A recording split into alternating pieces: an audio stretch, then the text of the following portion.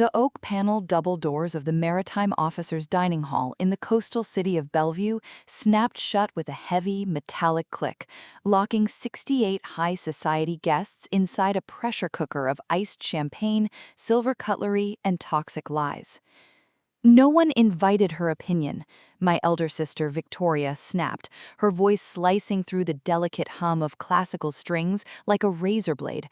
She slammed her crystal champagne goblet onto the crisp white tablecloth, sending a dark splash of sparkling wine straight across my pristine place setting.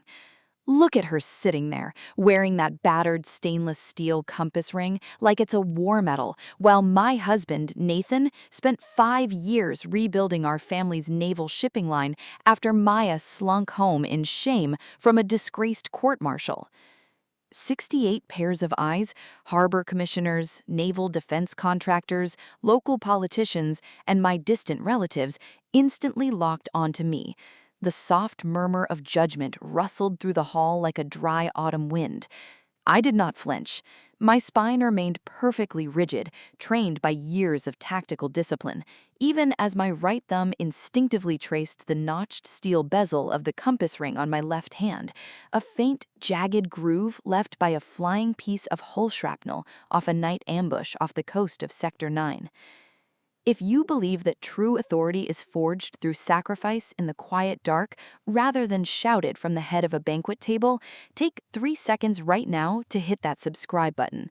Because what Victoria and the 68 elite guests in this room did not know was that the tarnished brass tie clip pinned to my lapel concealed an active encrypted microtransmitter broadcasting every single frequency directly to a naval intelligence command cutter anchored 2 miles offshore. My mother, Beatrice, sat directly across from me, her manicured fingers trembling slightly as she reached over and pinched my wrist beneath the table line, her nails digging into my sleeve. "Keep your mouth shut, Maya," she whispered, her voice layered with artificial, practiced fragility designed for public consumption. "Humiliate us?" Victoria scoffed loudly, smoothing down the front of her dark navy velvet gown as she stood up at the head table. She humiliated the sterling name 4 years ago. She was stripped of her rank for misrouting a critical naval transport convoy, letting 40 tons of classified communications hardware vanish into international waters, and then having the audacity to claim she was framed by her own blood. "I wasn't framed by my blood, Victoria," I said, keeping my tone flat, icy, and stripped of all panic, my voice carrying cleanly across the silent room. The navigation override signal that redirected that transport convoy was uploaded using an administrative master key assigned to a desktop terminal located inside your private corner office at Sterling Logistics. A sudden sharp laugh burst from Nathan, who was sitting next to my sister. He unbuttoned his tailored blazer and pulled out a heavy, vintage gold lighter, flicking the cap open and closed, flick, click, flick, click, the flame dancing against his dark eyes as his fingers twitched in a rapid, nervous cadence he couldn't hide. "That's a brilliant little fairy tale, Maya, except for one minor detail. Official naval court-martial records don't lie. You were dishonorably processed, stripped of your commission, and permanently barred from holding any executive seat or voting share in Sterling Logistics. That is precisely why 68 shareholders are sitting in this room tonight, to witness you sign over your remaining founder shares to Victoria before the regional port merger is finalized at midnight." "Show her the official order, Nathan." Victoria pointed a manicured finger toward a heavy, black leather-bound binder resting beside my untouched salad fork. I didn't reach for the binder. My eyes locked on the gold foil emblem stamped in the lower right corner of the leather cover. The traditional naval anchor logo was missing the microscopic serial notch on its left fluke, a subtle printing error found exclusively on obsolete graphic templates produced by an unauthorized print shop down in the lower harbor district. "Is that the real reason you invited me to this dinner tonight, Mom?" I asked, turning my eyes away from Victoria to look directly at Beatrice. Not to reconcile after 4 long years of complete silence, but because the federal port merger requires a unanimous, legally binding signature from all surviving blood heirs of Captain Henry Sterling.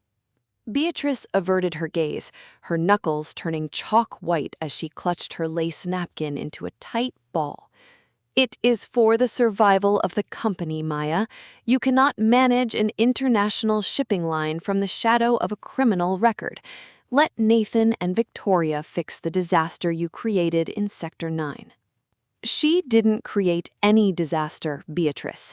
A deep, iron-hard voice reverberated from the dark arched doorway leading out to the harbor terrace. The chatter in the grand dining hall collapsed into dead silence. The silver forks stopped clinking against porcelain plates. Standing in the stone archway, framed against the dark backdrop of the ocean waves, was a tall man in a dark blue service dress uniform. 4 bright gold stars gleamed on his shoulder boards, catching the sharp light of the overhead chandeliers. Fleet Admiral Raymond Vance stepped into the hall, his polished dress boots striking the marble floor with a slow, deliberate rhythm that commanded absolute silence. Victoria's posture stiffened immediately, her arrogant smirk faltering as her eyes darted to the stars on his shoulders. Admiral Vance? We were not informed that High Naval Command would be attending a private family corporate dinner. This is not a private corporate dinner, Mrs. Vance, Admiral Vance said, his voice bearing the unyielding weight of a commander who oversaw entire oceanic fleets. This hall is currently operating under a federal security containment protocol issued directly by the Department of Maritime Operations. Nathan snapped his gold lighter shut with a loud metallic crack, his face draining of color. Security protocol? On what legal authority? We are private citizens conducting legitimate estate business. You are private logistics contractors holding exclusive primary supply contracts with the U.S. National Navy, and the woman you have spent the last 10 minutes attempting to publicly humiliate is Lieutenant Commander Maya Sterling, lead senior auditor for the Naval Fraud and Counterintelligence Task Force. A collective, sharp gasp echoed across the 68 seated guests like a sudden gust of wind. My mother's hand slipped off the table, accidentally knocking her crystal water glass over, sending water pooling across the white cloth. "Lieutenant Commander?" Victoria stammered, her eyes shifting wildly between me and the 4-star admiral standing at my shoulder. "That's impossible. That's an absolute lie. We have her signed dishonorable discharge papers right here in this binder. We submitted them to the state probate court."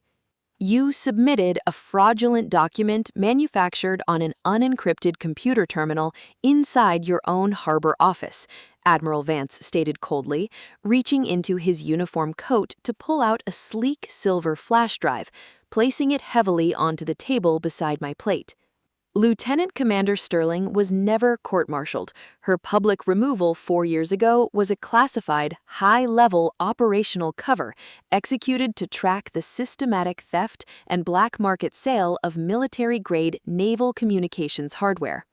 Nathan pushed his heavy leather chair back, standing up so fast the legs scraped harshly against the marble floor. This is a total setup. She was the lead tactical officer on Sector 9 convoy. The cargo vanished under her direct watch.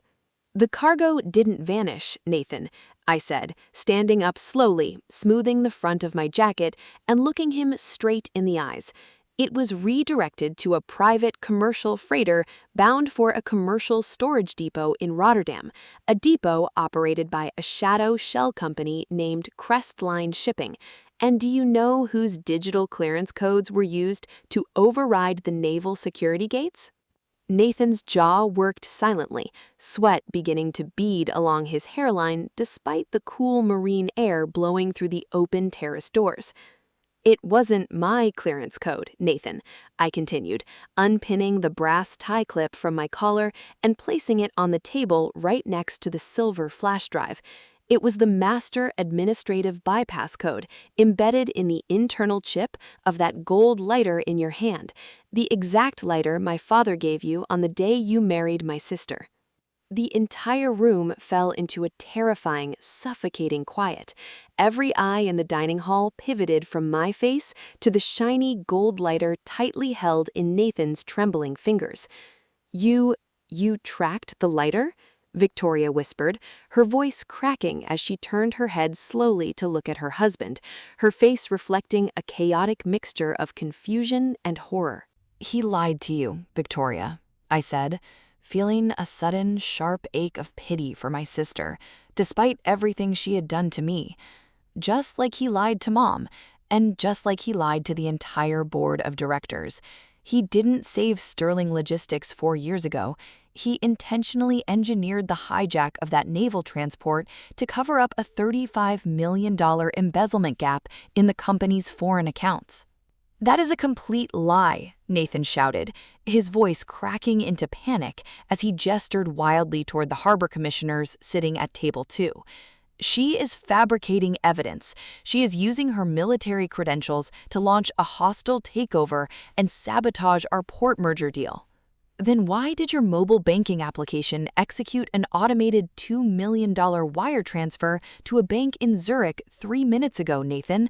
Admiral Vance asked quietly, tapping the screen of his tactical tablet. "The second my name was announced by the hall usher, your phone sent an automated liquidation command to your primary offshore account. Our cyber intelligence team intercepted and froze the transfer 9 seconds after it was initiated." Victoria took a slow, staggering step away from Nathan, her hands shaking so violently that she had to grab the back of an empty chair to keep her balance. "Nathan, tell me she's lying. Tell me you didn't use my father's company to commit treason against the Navy." "Victoria, listen to me. Let me explain," Nathan pleaded, reaching out his hand toward her arm. "Don't you dare touch me," Victoria shrieked, slapping his arm away with sudden explosive rage, her high society composure completely shattering into raw, unadulterated tears. "You told me Maya sold out our family. You made me turn against my own sister for 4 agonizing years. You chose to turn against me, Victoria," I said, my voice cutting cleanly through her emotional breakdown, "because it was far easier for you to believe I was a criminal than to face the reality that your husband was using you as a pawn to steal our father's legacy." My mother, Beatrice, sat frozen in her armchair, tears streaming down her aged face, carving lines through her makeup as she stared at her trembling hands. "Maya, my sweet girl, what have we done to you?" "You made your choices, Mom," I replied gently, feeling the heavy, suffocating weight of 4 years of isolation and public shame melt away, leaving only cold, unbreakable clarity in its place. The heavy oak doors at the rear of the dining hall swung wide open once again. 4 armed naval military police officers in crisp dress uniforms marched into the room, their heavy leather boots striking the floor in perfect unison. "Nathan Vance," Admiral Vance declared, his voice echoing off the high wood-paneled walls, "you are under arrest for maritime supply theft, corporate fraud, document forgery, and treason against the United States Navy." As the military police officers moved in swiftly, grabbing Nathan's arms and snapping heavy steel handcuffs around his wrists, the 68 guests sat in breathless, stunned silence.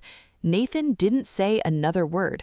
His face was utterly hollow as he was led out of the hall, his gold lighter left sitting abandoned on the white linen table right next to my stainless steel compass ring. I leaned down, picked up my ring, slipped it securely back onto my finger, and looked at my mother and sister one final time. "The port merger is officially canceled," I said quietly, turning toward the open glass doors leading out to the cool ocean breeze. I walked out onto the terrace into the night air, leaving the shame, the greed, and the shattered fragments of a toxic family behind me. Justice doesn't need to shout to prevail. It simply requires the strength to stand firm until the truth exposes the lie.